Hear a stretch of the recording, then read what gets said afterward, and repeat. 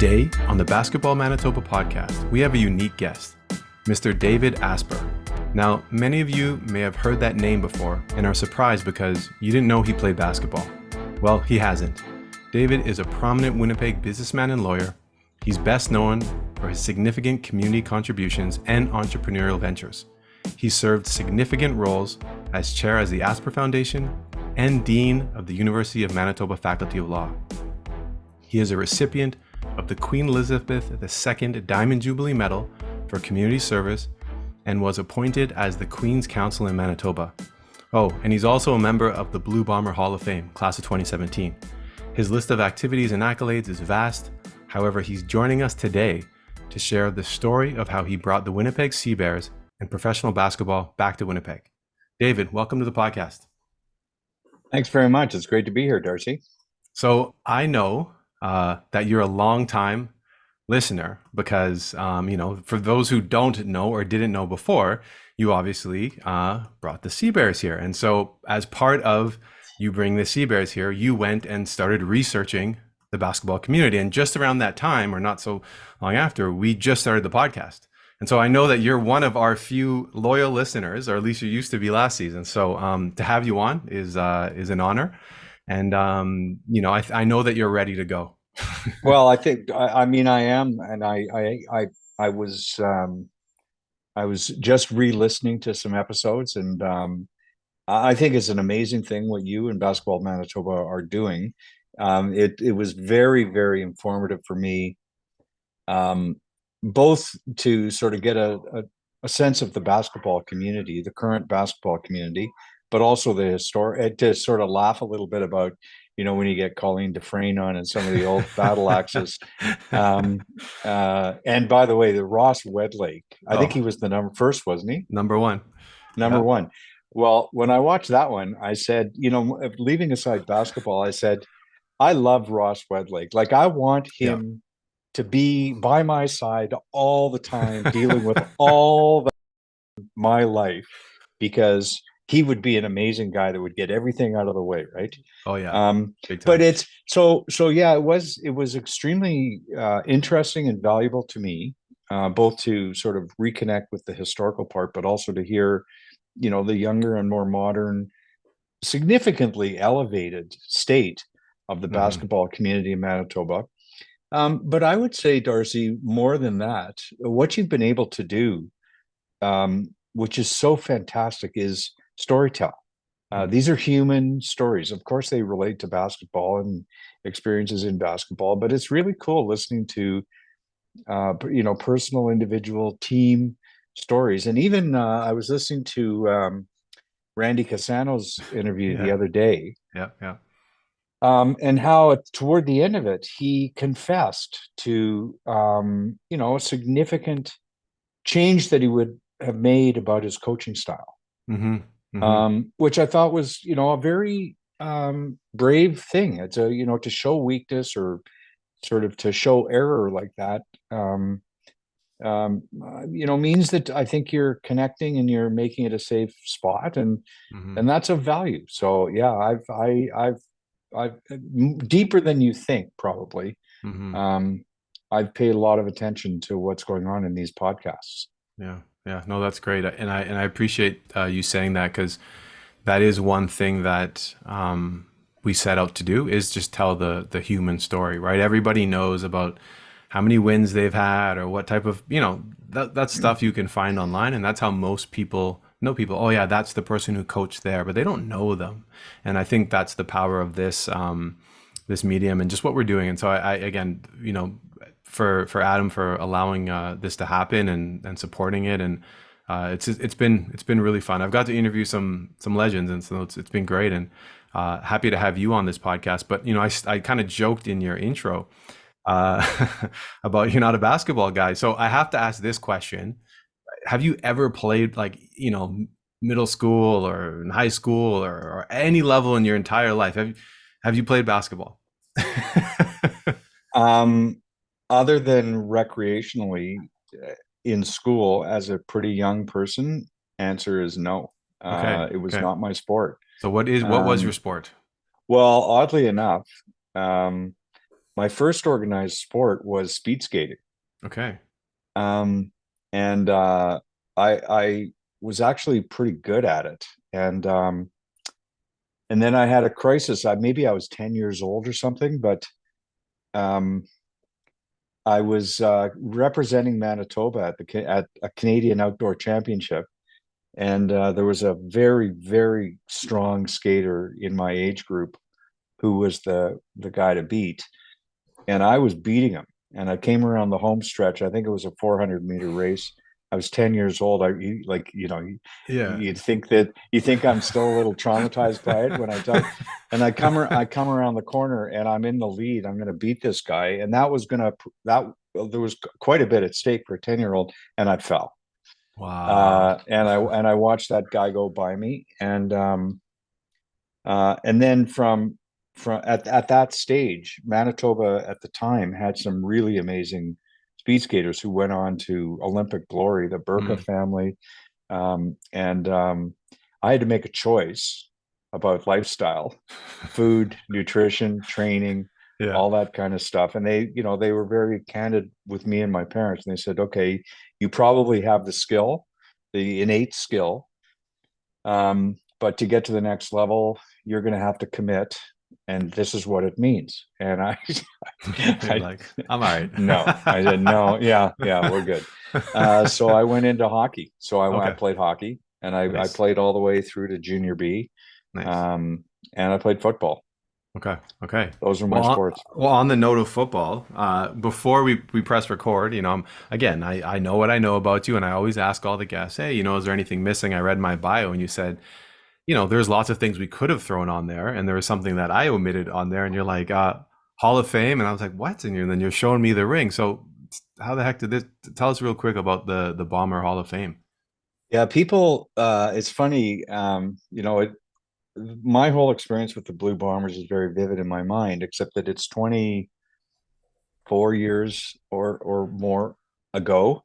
Hmm. But I started in 1986 as a young criminal defense lawyer, and Cal Murphy, who Hmm. was the general manager of the team, got me involved, helping players who were in Ah, legal difficulties. got it. Got it. And then in the late 90s, the football club had gone completely bankrupt and was literally going out of business. And the provincial government was prepared to put together a bailout package, and Gary Dewar was the premier at the time. And I'd known Gary for a long time, and we were both big Bomber fans. And he asked if I would go in and lead the restructuring Mm. of the football club. So I did that in 2000, and we had to turn around a bad situation with the Bombers. And I did that. I did that on, pretty much for 12, 13 years until we Mm. got the new stadium built.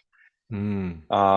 And then, the last thing I did with Brock Bulbuck and Gene Dunn and other people on the board, we put in place the Wade Miller and Mike O'Shea and Kyle Walters. Hmm. And that was sort of the last thing we did, and then we moved on. But in the meantime, I also led the effort to get a new stadium.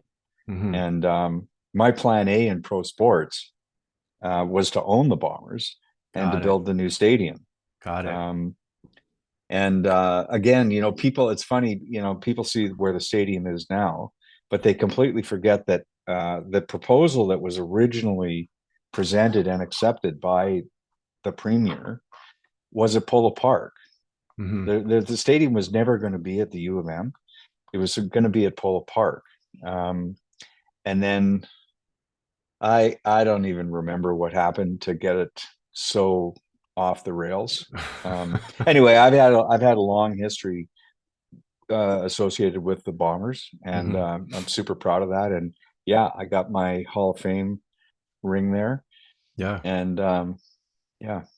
Well, I mean, the Bombers, they run deep here. My mom is a super fan, is what you would call her. Like, watches the game. She will go camping and then watch the game.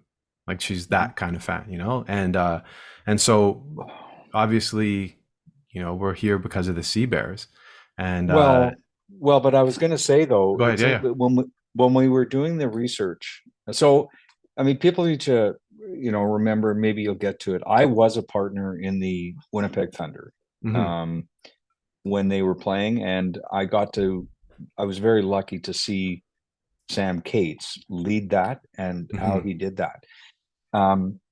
But when we were doing some of the research for the Blue Bombers and for a new stadium, it was really interesting to come to understand how people sort of associate their civic identity with the Bombers, and how deep that relationship can go. It's we're nowhere near that with the Sea Bears. Obviously, we're new, but it's a real marker, to be mindful of as we hopefully build and grow our business. Yeah. No, that's a great point. That's a very great point. And, obviously we're going to talk a lot about the community aspect and that connection to the community. But this podcast is about origin stories, right? And so you mentioned the Thunder a little bit. You mentioned the Bombers. You mentioned, hey, that was plan A, own the Bombers. But we're sitting here now because of the Sea Bears. And so can you, give us the backstory, share the origin story of... Well, if you go back to the Thunder, my experience with the Thunder, because, I'm not a basketball person. What I did see with the Winnipeg Thunder, though, was a lot of people very jacked about a very entertaining event. Memorably entertaining. And then I spent, as I said, a long time rehabilitating the Blue Bombers and seeing sort of that. And it was quite by chance. I was talking with my brother generally about sports rights, what was going to happen, what were the sports on the rise. And he said, well, why don't you have a look at this CEBL that's sort of on the rise in Canada? And he told me how much basketball was on the rise and sort of the number of Canadians going to the NBA and playing pro around the world. And I started to dig into CEBL. I was very interested in its Canadian ratio. I then started noodling around looking at Winnipeggers who were at or playing pro level ball, and I was really surprised at how many there are, because I started in my mind thinking, okay, well, if CEBL is going to come to Winnipeg, ideally you have some local flavor. You want to sort of be able to say to young people, you can play pro in your hometown. It's an amazing community builder, and it's an amazing business marker. And in order to win in the CEBL, like the CFL, actually, you have to have very, very strong Canadians, if not the best Canadians, which I loved, because it's generally promoting Canadian basketball and showcasing players on a Canadian North American stage where they may be closer to under the nose of the NBA or G League. And the U Sport component, that's big time, is huge. So anyway, I mean, I sort of went through all these generic kind of thoughts. I was very mindful of the experience I'd had with the Thunder, and I called Mike Morreale. I just called him out of the blue, and I said, "Why aren't you in Winnipeg?" And then coincidentally, and I'm going to mix up my time frame here, but there was Chad Posthumus did a interview, I think with Sawatsky or Hall or one of the guys at the Free Press. Mm-hmm. And I think Chat had been playing in Ottawa, and he was sort of in the article pining for Winnipeg to have a team. Yeah. Um, and again, as I say, I called Morreale and I called Mike and I said, what about Winnipeg? And the big issue, Mike they'd wanted to be in Winnipeg sooner, but the big issue was where to play. Yeah. And that was a huge issue for us. And we looked at, we were very close to playing at Investors Group Athletic Center at U of M. Mm-hmm. Mm-hmm. And in theory, it could have enough seats. But then two things happened. Jason Smith, our team president, is a producer. And he was looking at Investors Group from a game production perspective. Mm-hmm. And it's limited. Mm-hmm. I mean, it's just, I'm not going to beat around the bush. It's got limitations. And then at the same time, the provincial government and the city government, we were coming out of COVID, and everybody's talking about bring people downtown revival, everything else. And we sort of threw a Hail Mary, and I got a hold of Mark Chipman, and Jason got a hold of Kevin Donnelly. And we said, okay, like, is this even discussable with you folks? Mm-hmm. And then they were open to it. We were surprised. Yeah. But as soon as that door opened, then we knew it was going to cost us a ton more. But we felt that we had a better chance of putting on enhancing player experience, Mm-hmm. getting slightly larger crowds, and putting on a great show, mm-hmm. an entertaining event. And so that was sort of the last card that fell.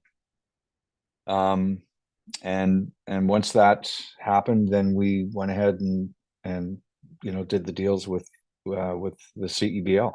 Mm-hmm. Mm-hmm. Yeah, no, absolutely. And I think, I have a little bit of insight here, obviously. I know Jason, and I actually remember a conversation. He called me and he said, give me the pros and cons of doing it at Investors Group versus here. And we talked for about 20 minutes because I have a background in events and obviously my basketball experience. And the fact that it's at the Canada Life Center, obviously everyone knows that's been to games and seen stuff, is how special it is, especially the standard of the league essentially has been elevated because of the work that you guys have done and how much Winnipeg has supported the team. But I want to kind of go back a little bit. So that all took place when it came to hey, those are the steps that kind of got you to this place. But I know that it was somewhat of a time crunch to actually get it was a push. Like, this was close to maybe not happening, am I overspeaking there, or is that kind of the case? Like, talk to us about the timelines and some of the pressure or things that had to get done. I know Jason was working his butt off, and many other people were as well. So tell us a little bit about that. Okay. Before I tell you about the time crunch, the other point about Canada Life Center that wasn't just about downtown.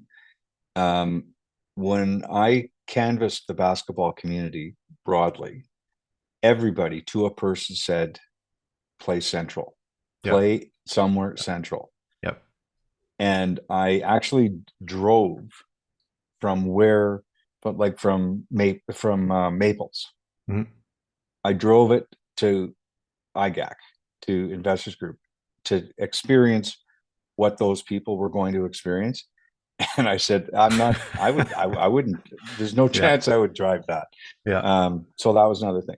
So time, I mean, we had things all lined up in what we thought would be a manageable timetable. And then a series of other things happened within the league that kind of pushed off us being able to announce until the end of November. And the thing that we did not appreciate fully, we knew it, but we didn't really understand it, was that, on November 30th, you go into December 1st. December 1st, before you know it, you're into holiday season. Before you know it, you're into January. And the wheel of time is turning. And all of a sudden there's free agency, and all of a sudden training camp, and you have to hire a staff. Yeah. You have to hire a whole staff. You got to get players. You got to sell tickets. You have to, I mean, I'm going to be facetious, but it sort of got to the point where Jason was running around in between games looking for jugglers and stuff. Like, what are we gonna? Yeah.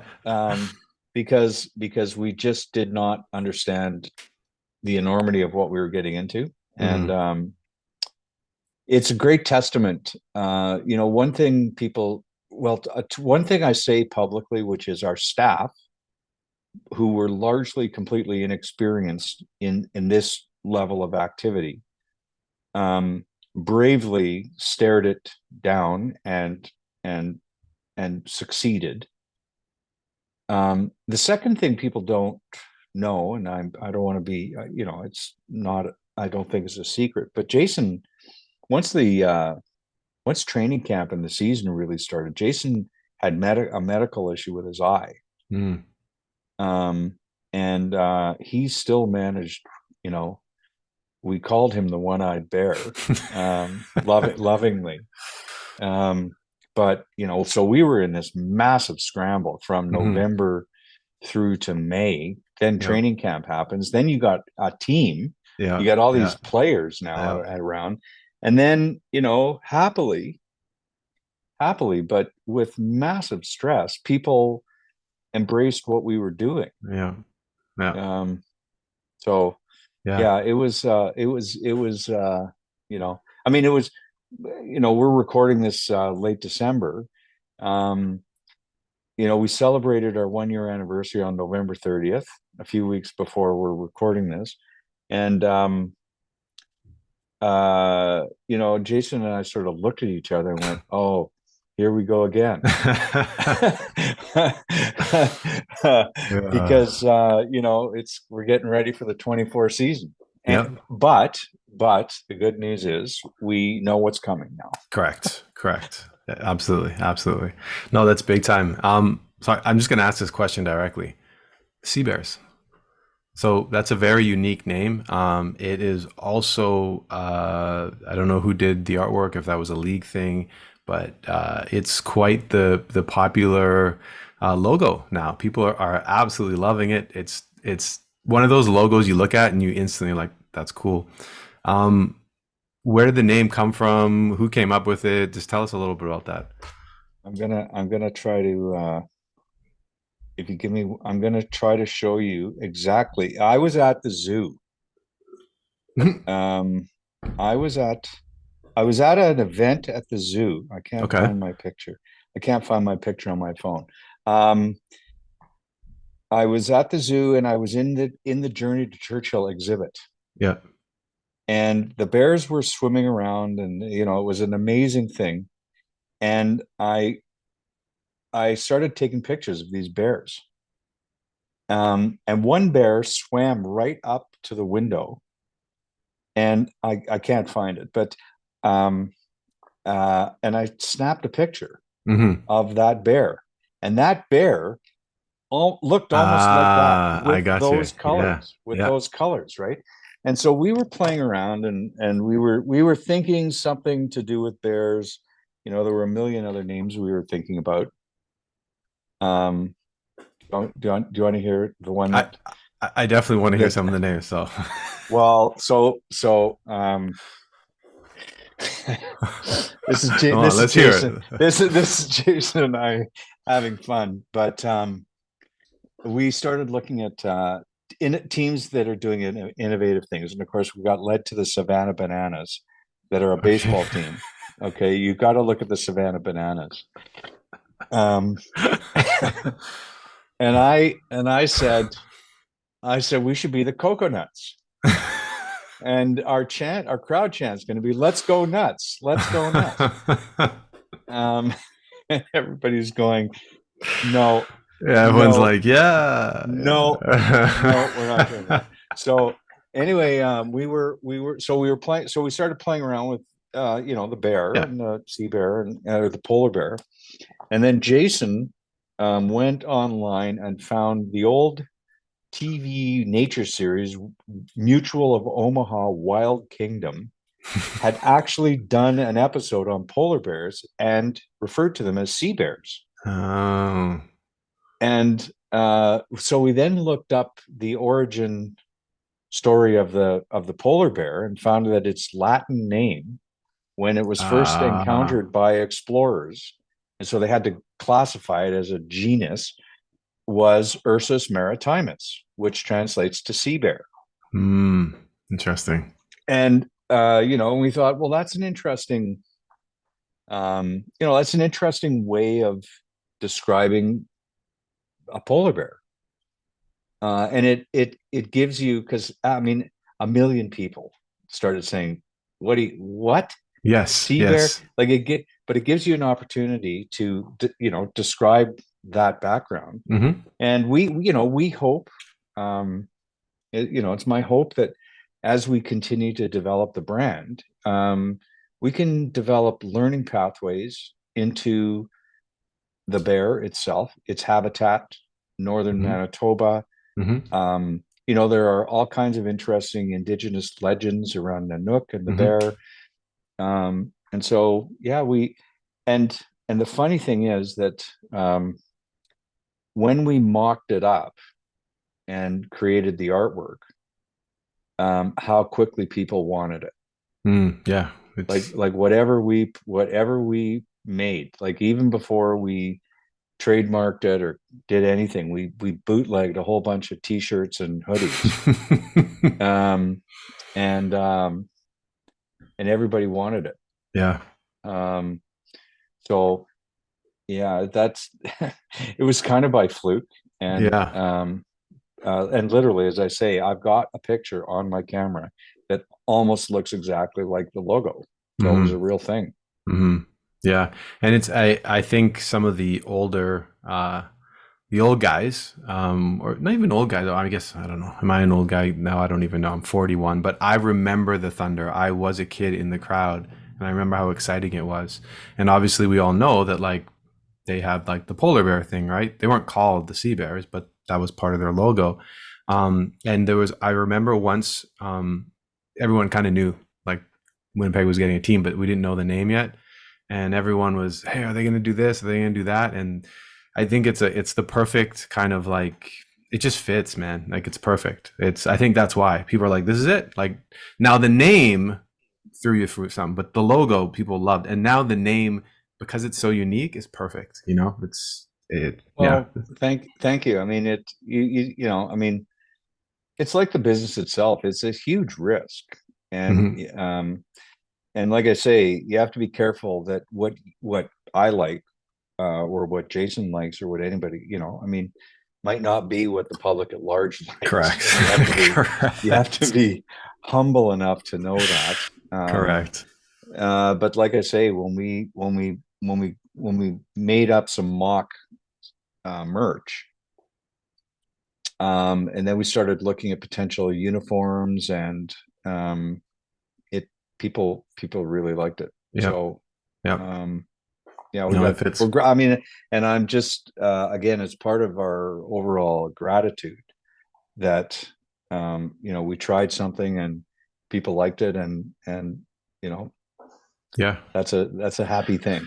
Well, but like if we're being honest here, people liked a lot of stuff about the franchise, a lot of stuff about the just the whole experience. I want to just fast forward to the first game because I spoke with Coach Taylor, I spoke with Simon Hildebrandt, I spoke with many people I actually interviewed them recently, and obviously speaking with people who were there in the community. Um, I know people who've gone to NBA games and said this was a pro experience, and I know the players themselves, especially the Winnipeg guys, were just I mean, I don't even want to speak for them, but I think I have the same sentiment, even though I wasn't running onto the floor, to be able to run out there in front of friends and family in an arena that's is packed with people cheering and just being so involved. I had a suspicion, a very strong one, that that would be the case, that Winnipeg would come out and support. But how did you feel when you started, you're leading up to the game, ticket sales, you know what they are, but to see the actual fans' reaction and being in the arena, what was that like for you? Um, it was, to me, it was kind of being made to feel like a speck of sand on a beach. Like this is the thing about pro sports that I've learned, is that if you do it well, you create something, you create a framework, you create an opportunity for players, for fans, for coaches. And then if you do it well, you can sort of give it over to the fans and to the Mm, people and to the players yeah, interesting. and let them make it theirs. Hmm. Um, and I was thinking back actually about my memories of the season, and I do remember how sort of, as I say, humbled and sort of shocked I was at that first game, and how powerful it was for a lot Hmm. of people. Hmm. But I spent like my problem is I don't have a ton of specific memories about the season, because we were so focused on wanting to get things right Hmm. and get feedback from individual people, and not have to sort of rely. Although we did do surveys, I wanted to know what we're doing right, what we're doing wrong. Hmm. And take that first game for example. um, we were pounding the music through the first half, like really pounding the music. And we were getting a lot of complaints, and not just people, texting or phoning, but like people were grabbing me at the game and saying, you're killing me. I can't, like, Yeah. and they were missing the sounds of the squeaks of the Hmm. shoes. They were Hmm. missing stuff. And so, Jason we were taking all this in, and we were trying to calibrate it in real time Hmm. as the game was going on. So I do have some very emotional feelings about how that first game went, but like I say, it's work, um, and we were working very hard at Yeah. that first game. Yeah. Yeah. Yeah, there were a lot of people not happy, Yeah. Yeah. um, which is not how you want to start. But the game couldn't have finished in a better way, though. I mean, that was an amazing finish for the first game. The beast with the putback for the Yeah, it win. was the local Yeah. guy. I mean, that was, and I haven't talked to Chad. Like I talked to Chad before, and we offline talked about. We both knew everything, and we didn't mention it online just because of the you hadn't announced it yet. But I haven't talked to him yet. But I know I spoke with Coach Taylor, spoke with Simon, and they both mentioned that moment specifically how important it was for Chad. And this guy's played all over the world. So to now come home, he's played so close too. He played in Saskatchewan. He's played so close to being home. And I know that was so important to him. And he mentioned it offline when I interviewed him. Well, you watch him after he scores. He charges back to center court, Yeah. and then he gets mobbed, and the crowd realizes and then the crowd realizes that he was the guy, Yep. and everybody erupts. Yeah, it's amazing. And Yep. I mean, listen, even for the local players, even Simon had some very, very strong games where he made Hmm. a significant Yep. impact. Big time. And yeah, that's why, I said, I went to the opening ceremonies of the PBA, and I said to all the kids, and it was all the different age groups. I said, something could happen here where one or more of you break out and you elevate yourself to U Sport, and you elevate yourself. You can play pro Hmm. at home in front of your family. And like, that's amazing. It That's so is. great to be able to say. Hmm. Hmm. Yeah, it's phenomenal, and I've said this many times. You know, the CBL. I've been following them since their inception. Obviously, being a basketball fan, knowing the past history of Canadian basketball leagues, which were not ran anything like the CBL is being ran now, which is much more like a CFL. It's a true Canadian league. Um, the work that they've done in pushing through the pandemic, in growing the league the right way and connecting with the right people, whether it be Canada Basketball, U Sport, like you mentioned at the beginning there, the idea of having U Sport players play on their rosters and that also not affect their eligibility is genius. That's like an absolute genius play, and they've just done it the right way. But I was talking to Coach Taylor about this on when I interviewed him, and then I said, but you know, the Sea Bears, like we, you know, kind of like the leaders of the league now, like as far as like setting the tone, the new tone of the league. And he mentioned that I think it was the Stingers are trying to get into you know, the Oilers arena now, and like people are, which is great. Like this is exactly what you want because you know, say what you want. It's great. We're the, you know, we're the ones who kind of are pushing the league to be better, and that's awesome. But all of that is built on what the league has done before, right? And they've allowed this opportunity to take place and allowed Chad to score that bucket. And I think the cool thing is that moving forward, like you just mentioned that PBA conversation, that kind of connection to the community and to the right people in the community is how you actually grow a franchise and a league properly, right? Especially in a market like a Canadian market. So on that note, I wanted to kind of talk to you about the community aspect of it since you brought it up. What? Go ahead. Do you want to say something? Well, I was going to say just to underscore your point. So Calgary in 24, Calgary is going to open at the Saddle Dome. Okay. And they, you know, they'll see how that goes, but they've got a great ownership group in Calgary. Hmm. You know, and it's Calgary used to be the Guelph franchise. Yes. And Yeah. Guelph moved to Yes. Calgary, and they have local ownership, and they're very, very committed to their Hmm. community. Hmm. Edmonton, you know, has also done an amazing job in the community. Vancouver now has two local owners Hmm. based in Langley, and they're very, very big community people, as is the Scarborough ownership. Hmm. So yeah, I mean, I think there is a big evolution happening generally, but there is a big, big acceptance that our longevity is directly linked to Yes. successfully planting ourselves within the community. Correct. Correct. Um, and you know, if you go back to your question about you know, the frenzy and the timeline of getting started, um, I mean, we sort of function with a loose set of values, and community is a crucial core value of our organization.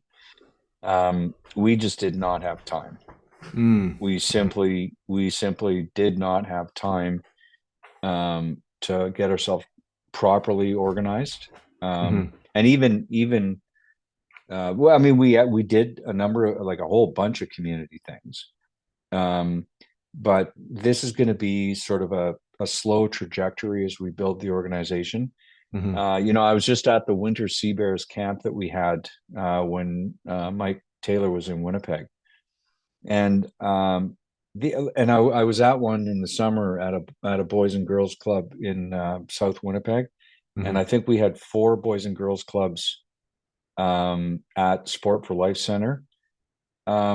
Now, you know, this is rec basketball, but Hmm. this is um, they this the faces on these kids where they were getting to be able to come to our facility to Hmm.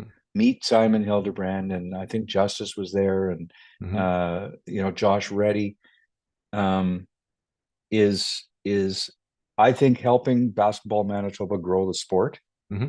um, from you know, from people who are not currently playing basketball, and then of course there's the more developed, organized level of the sport. Hmm. You know, where we're doing coaches clinics, um, and Mike is actively participating with that, and that's an aspect that we have to build as well. So our plan is to spread our wings significantly. We have to be mindful of our capacity and our ability. We're getting a million requests. We're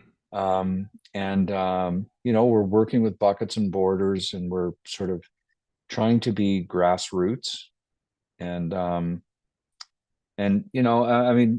There's so many things we want to do. We have to manage expectations, and there's so much demand, which is fantastic, because it means that lots of people want to be involved with basketball in some way. Yeah, 100%. And we just have to do it. Like I say, it's managing expectations, and we want to do it well. We want to do it sort of the Sea Bears way. Yeah, that's well said. I think the word that when you were talking and explaining kind of the vision and the challenges, I see the franchise as being inspirational, right? You're inspiring people and kids to be involved in basketball, right? And that's going to grow the numbers. And again, we know that very few people play professional basketball, but if more people are playing basketball, the likelihood that you're going to have more Winnipeggers playing on the Sea Bears down the line, and then more Winnipeggers playing at the University of Winnipeg, University of Manitoba, and then more, it's just the support comes from the community, but you're at the top inspiring the community, right? And I think that's kind of how I see a professional sport, and especially what the Sea Bears have done so far. Like I said, people legitimately, like we open up the conversation with talking about the Bombers, right? And how and my mom's like a insane Bomber fan. Well, I mean, if all things go right in less than 10 years, I could see people, being legitimately like, no, we're big time Sea Bears fans. Like, because in the first year, people love basketball so much. People love basketball, they love basketball. And in the first year, Sea Bears have done such a good job of just being that inspiration. If like you said, you take the slow steps and you do the things the right way, over the long term, it's just going to build that inspiration more and more, and people are going to have that connection to the franchise, right? And again, then you see the franchise as one and the same. Because I would go to argue that like the Bombers and the Jets are like that, and in year one, you've already seen some small sprinkles of that in a team that only plays for like 4 months, 3 months, So it's very positive outlook when you just look at it just as a snapshot. Well, I sincerely appreciate you saying that, observing that. We had an interesting moment. I think it was the last home game of the season. And by the way, you referred to the Stingers. There's another. Now, I'm mildly competitive. Because of how we finished the year. Yeah. Our final home game and the playoff game. There's another word that I put in front of this word Stingers. But we had you're not going to share that on the podcast. Family show. We had to win our last home game to clinch first, to be in first position. I'll tell you an interesting story when you talk about inspiration, because there's two parts to that are interesting that we specifically talked about in our organization. We want to build a winning championship franchise. Make no mistake about that. On the other hand, there's a set of values about this that, certainly from my perspective, because when the Bombers would lose historically in my life, it impacted my life. Yeah. I mean, you ask my wife what I was like after okay. And yet, there's almost a Ted Lasso thing about the intrinsic value of the game itself, win or lose. And so at that final game, I'm going to give you an inside story. Our game producer, Kyle Goldstein, I think it was him, maybe somebody else, wanted to bring in a big confetti gun and shoot it off at the end of the game. And I said, well, we could lose. Like, it might not be happy at the end there. And our staff and everybody said, well, you know what? It's the last home game of the season. We've competed. We had a credible team and an organization. Our fans enjoyed it and had a good time. We think that regardless of win or lose, this is a moment of joy. It's a moment of joy for us to, have a big crowd and be enjoying a pro basketball game in Winnipeg. And we shot off the confetti gun, even though we lost. Yeah. Which young David Asper would have not done that. And, I know that there's an emotional part from the players, from the coaches. It's just awful when you don't win that game. And maybe even more awful if they're shooting off a confetti gun and whatever. But we felt that was a message that we want to be part of our organization. We are going to be competitive. We're going to try to win, but it's not the end of the world. This is a game. It is a game. We want to try to keep that perspective. Yeah, no, I like that. That's big time. That's big time. And it kind of goes to what I said there, is inspiring people. Well, you're right though. Whoever said to bring the gun and absolutely right. I don't know. I'm sure there were some people who were like, what the heck are they doing? But nonetheless, whoever wanted, I think someone just wanted to shoot the gun. It wound up being the right thing to do. And I'm very grateful that I've got all these people around me who, who contribute and, can influence my thinking. And, sometimes they're right, sometimes they're wrong. And, you move on. Absolutely. It's well said.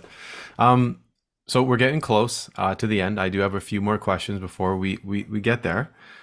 As you know, I like to just ask some random questions as we get to the end. So you probably have some good, funny sports stories, but you had a whole season. You guys were running around trying to get things right.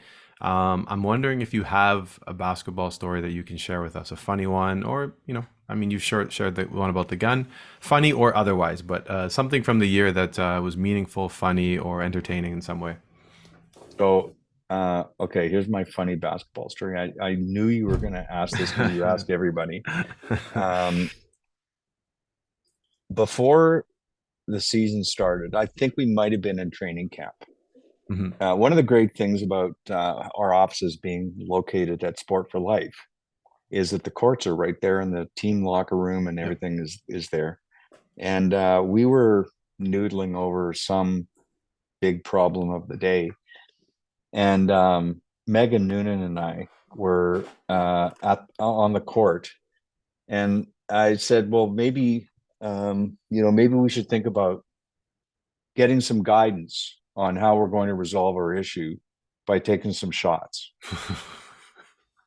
Okay, so now Megan, record holder, U of W, Westman. Yeah. Okay, me. Yeah, we open up the podcast. You've never played basketball. Head moron on the court. And I pick up a ball and I drain 3. Boom, boom, boom. And she can't hit the broadside of a barn door. And I'm strutting. Didn't do a lefty. I might do a lefty on her next time. And she stood there like with her jaw on the floor. As I showed her my prowess, my shooting prowess. And so, we laughed. We had a good laugh. We got the issue resolved. But I have to tell you, I at the risk of, never being allowed into by Dave Crook, I felt there was a little bit of a Bison Westman thing going on with me and Megan when I was draining those 3 shots and she wasn't sinking anything. Because I like, when you say I don't have a history in basketball, the truth is that I was at U of M from 77 to 81. Mm-hmm. So I missed the national champions, but I did get to see Martin Riley. Mm-hmm. And Legend. my buddy Danny Snidel. He and I grew up going to elementary school together, and then literally he grew up way bigger than the rest of us. Um, and I spent a lot of time watching those Bison teams. So, that was in the era where the rivalry with the Westmen Mm-hmm. was crazy. Like we used to.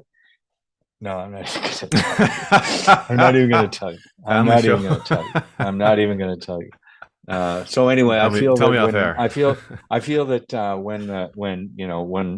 when Megan had to watch me, I felt that there was a little bit of Bison pride Got it. rising up.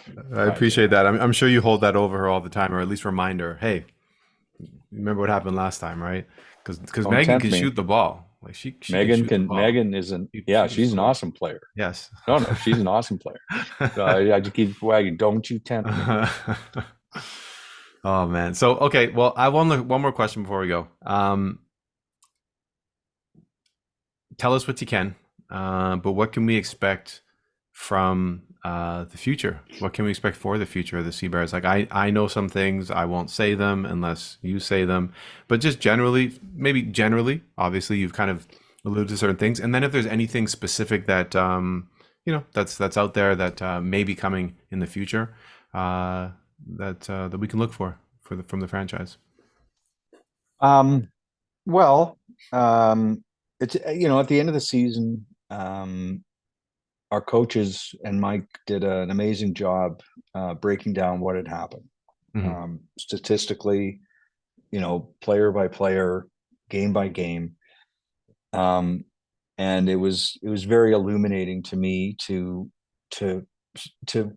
be part of that breakdown, and then to start to say, okay, what's our path to be better? Mm-hmm. What does that mean? Who does that mean? And we're in that right now. Mm-hmm.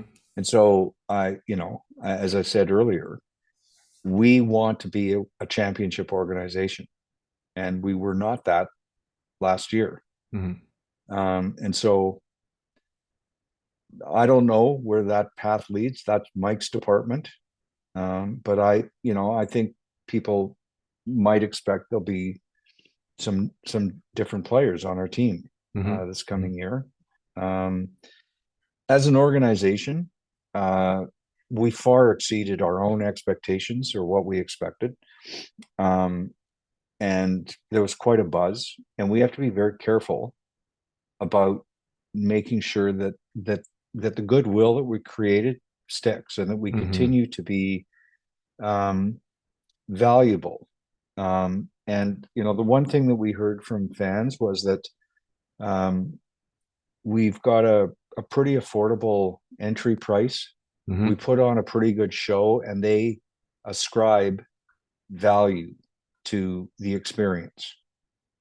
And it's really important that we continue to build that, and earn confidence of more and more fans in Winnipeg. Mm-hmm. Because none of this is going to work. All the good things that we want to do, it's not going to work unless we can be a successful business. Mm-hmm. Yes. Yes.